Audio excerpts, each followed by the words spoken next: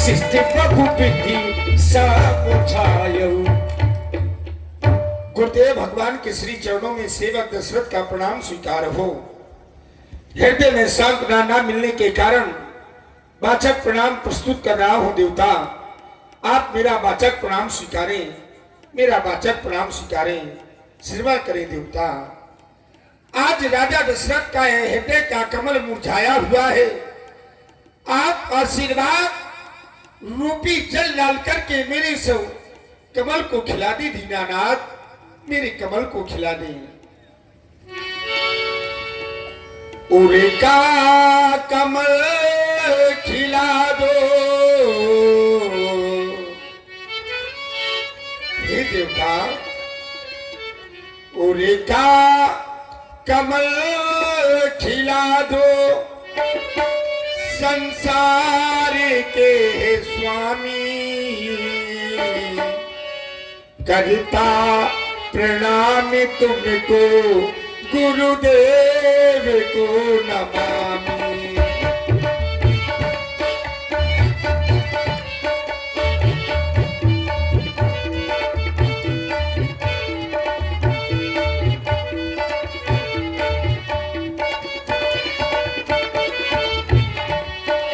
उड़का कमल खिला दो, उड़का कमल खिला दो संसार के स्वामी। करता प्रणाम तुमको गुरुदेव को नमामि।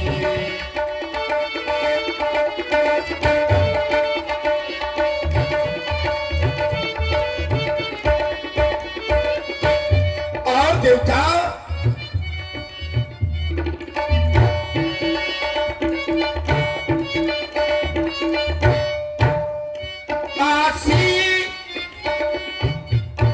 हे प्रभु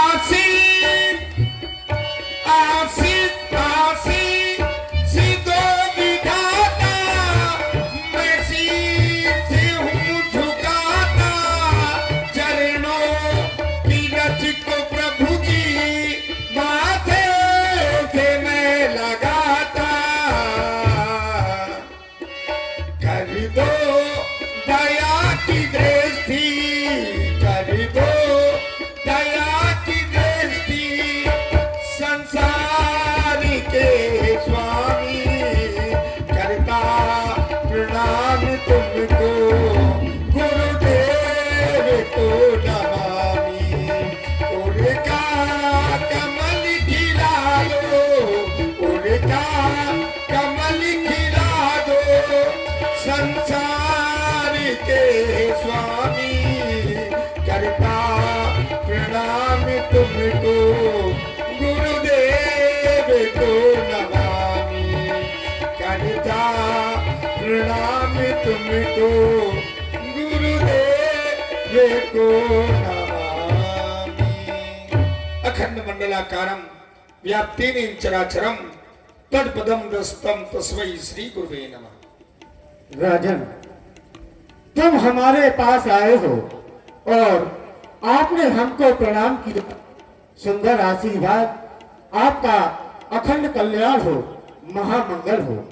ये क्या राजन, तुम जब भी हमारे पास आते थे तुम्हारे साथ में तुम्हारे मंत्रीगण हुआ करते थे, लेकिन आज आज तुम अकेले आए हो और जब भी मैं तुम्हारे मुखारबिंद की ओर देखता हूँ तो आपका ये सदैव कमल की भांति खिलने वाला चेहरा आज मुरझाया क्यों है राजन?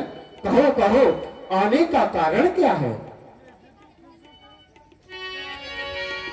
निज दुख सुख सब गुरु ही सुनायो।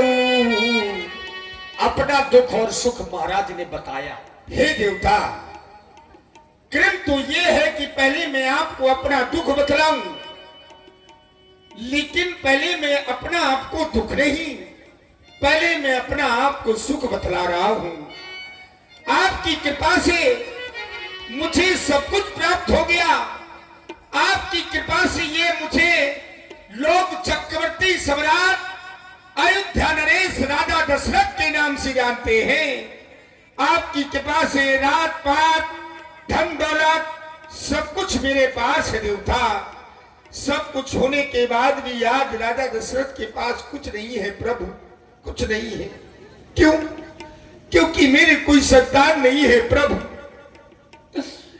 मेरे कोई पवित्र एक पुत्र ने मेरे अंगना में जन्म नहीं लिया देवता। अरे मेरे यहाँ अभी तक एक मेरे अंगना में एक किलकारी मारने वाला एक छोटा सा पुत्र उत्पन्न नहीं हुआ भगवान। अरे अपने मुख से मुझे पिताश्री कहने वाला अभी तक कोई संतान उत्पन्न नहीं हुई भगवान। अरे अपने मुख से मेरी महारानियों को मां कहने वाला अभी तक कोई संतान उत्पन्न नहीं हुई भगवान। सब कुछ होने के बाद भी राजा दशरथ के पास कुछ नहीं है देवता, कुछ नहीं है। क्या मैं सोचता हूं राजा दशरथ के मरने के बाद क्या अयोध्या की कहानी समाप्त हो जाएगी? क्या राजा दशरथ के बाद अयोध्या का इतिहास इन पन्नों में हमेशा हमेशा के लिए बंद कर दिया जाएगा देवता? मैंने एक नहीं, दो नहीं, मैंने 3 विवाह किए, लेकिन अभी तक कोई कुल दीपक संतान नहीं हुई भगवान। मैं आपके समीप में अपना दुख लेकर के आया हूं, मेरे इस दुख का निवारण करें देवता।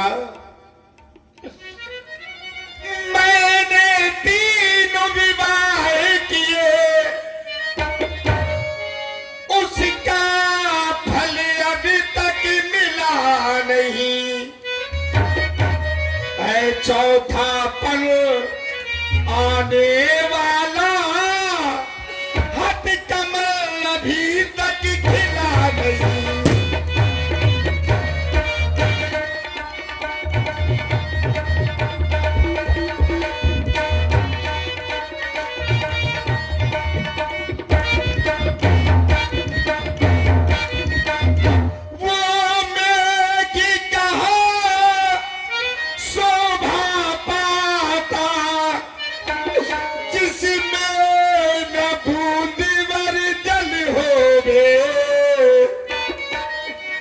वृक्ष कहा शोभा पाता, जिसमें न एक भी फल होवे।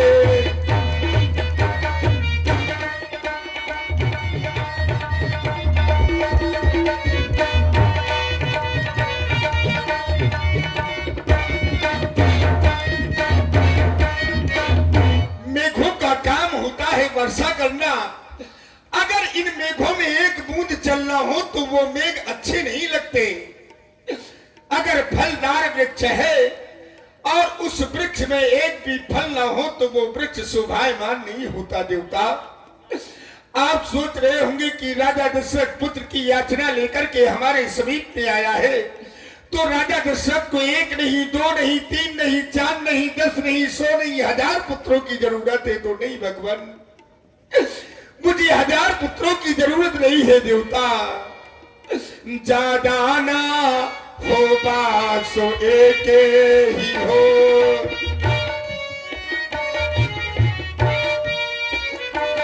ज्यादा ना हो बासो एक ही हो, जो वंश बढ़ाने वाला हो।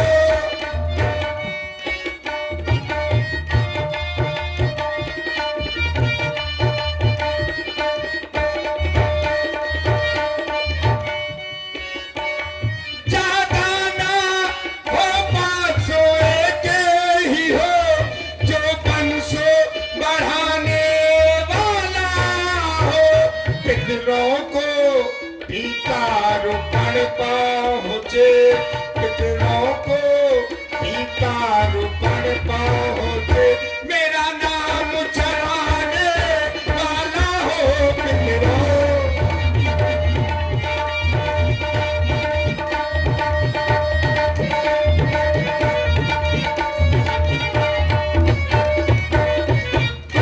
क्योंकि कहा जाता है बिना पुत्र नहीं नर गति पावे, वेद पुराण शास्त्र सगाने, व्यक्ति को बिना पुत्र के नर गति प्राप्त नहीं होती देवता। बस यही दुख लेकर के मैं आपके समीप में आया हुआ, मेरे इस दुख का निवारण करें प्रभु, निवारण करें। राजन, हमने तुम्हारे आने का कारण पूछा, आपने कारण बताया कि हमको पत्रों की प्राप्ति नहीं है।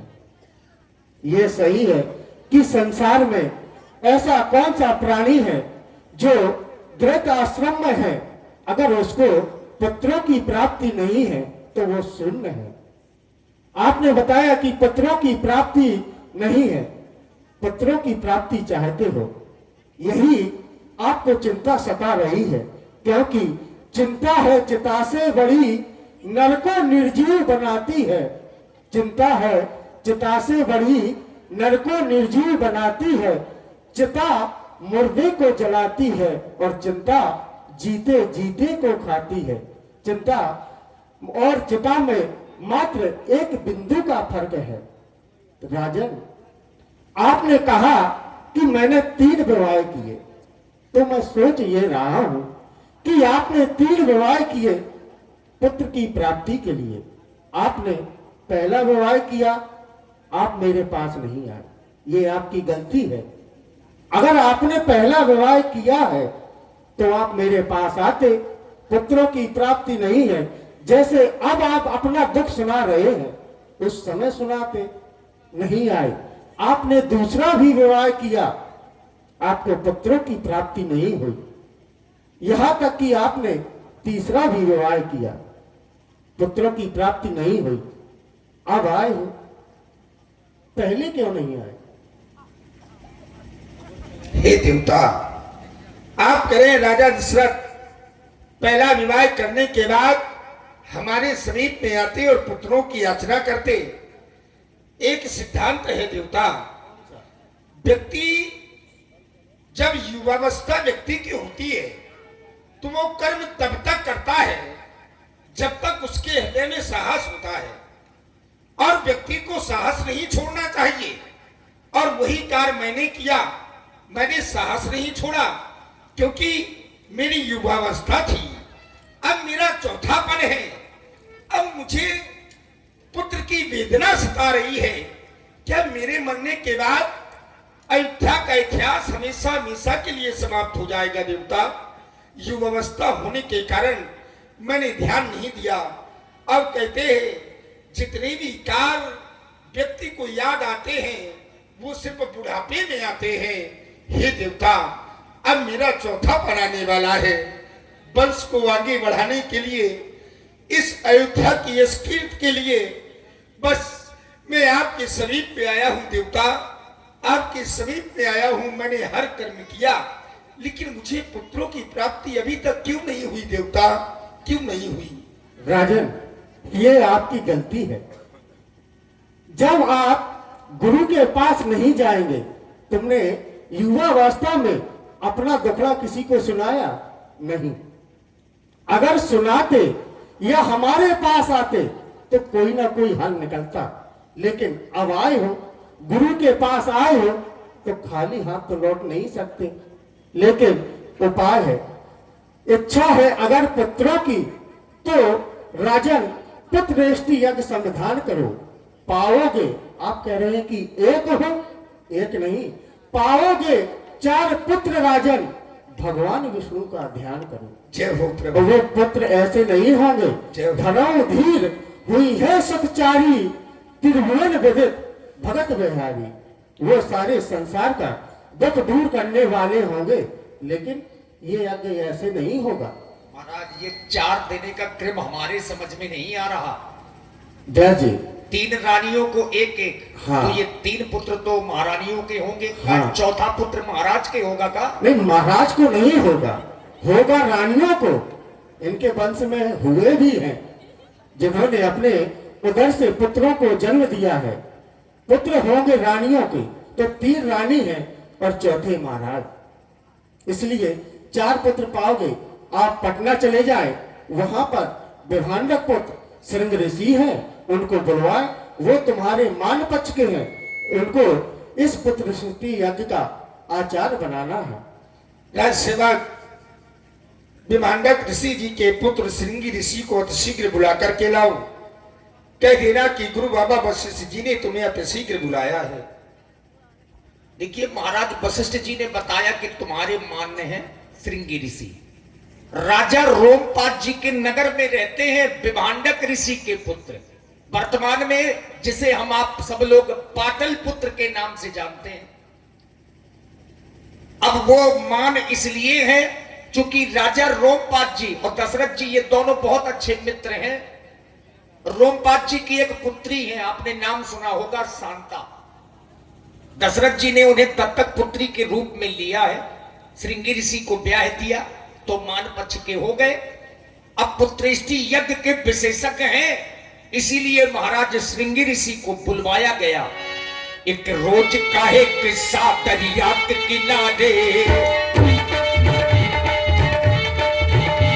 चलतो का जहां चमखट वहां श्रृंग पधारे, चलतो का जहां चमखट वहां श्रृंग पधारे, श्रृंगी ऋषि वशिष्ठ बुलावा,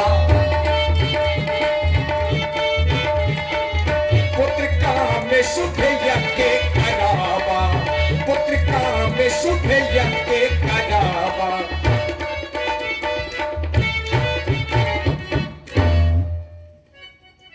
हे मुनिराज, कहे ऋषि, मुझे सेवक के द्वारा बताया गया कि महाराज दशरथ ने मुझे अति शीघ्र याद किया है और साथ में गुरु बाबा वशिष्ठ जी भी हैं। इसका हाँ, क्या ऋषि कारण है?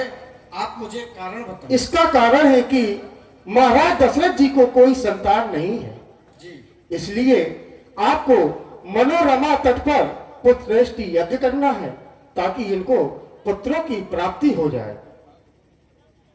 आप क्यों नहीं करवा रहे हैं बाबा जी?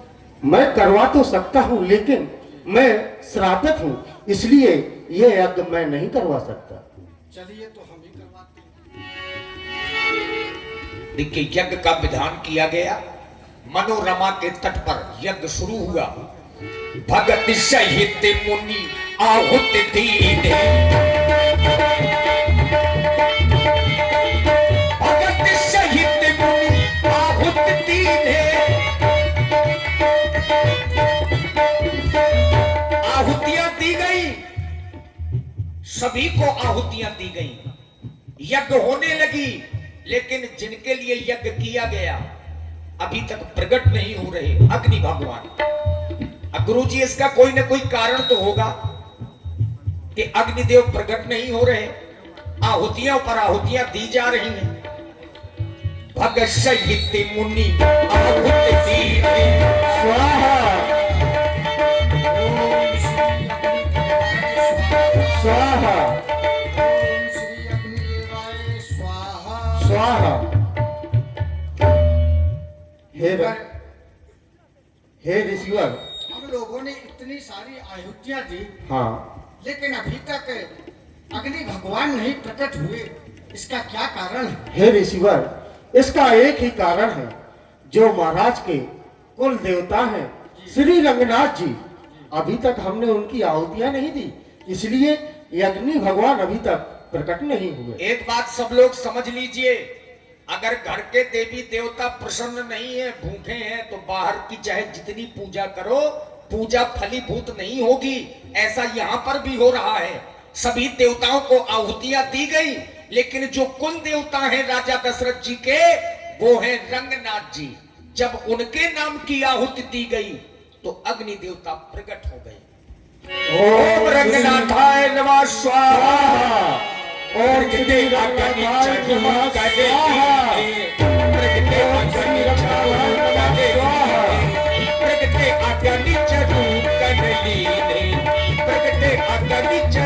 कटली है।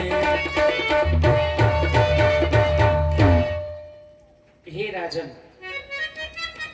जो कुछ मुनि वशिष्ठ जी के द्वारा अपने हृदय में विचार किया गया वह कार्य आपका सिद्ध हुआ। अतः ये हव ले जाओ जिससे तुम्हें 4 पुत्रों की प्राप्ति होगी। प्रसाद को ले जाकर के अपनी तीनों रानियों में वितरित कर देना। सारी अयोध्या में अब पतावी बजेंगे। राजा दशरथ,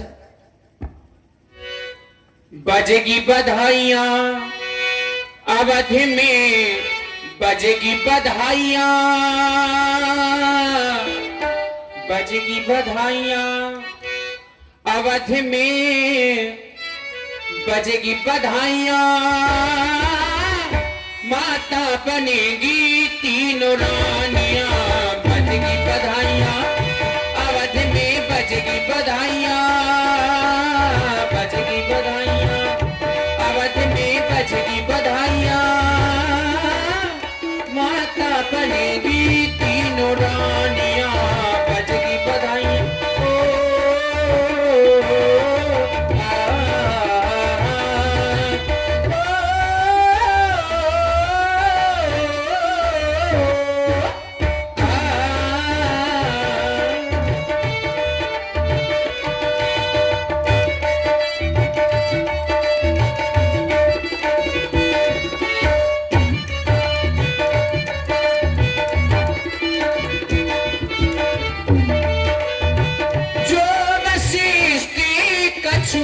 हृदय विचारा,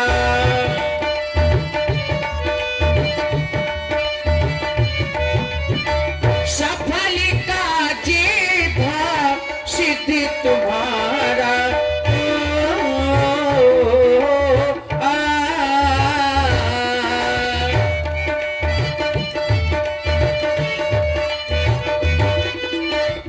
जो वशिष्ठ कछु हृदय विचारा, सफल काजे था सिद्ध तुम्हारा। हवि को ले जाना रानियों को है खिलाना, हवि को ले जाना रानियों को है खिलाना। अयोध्या में बजेगी बधाइयां, बजेगी बधाइयां।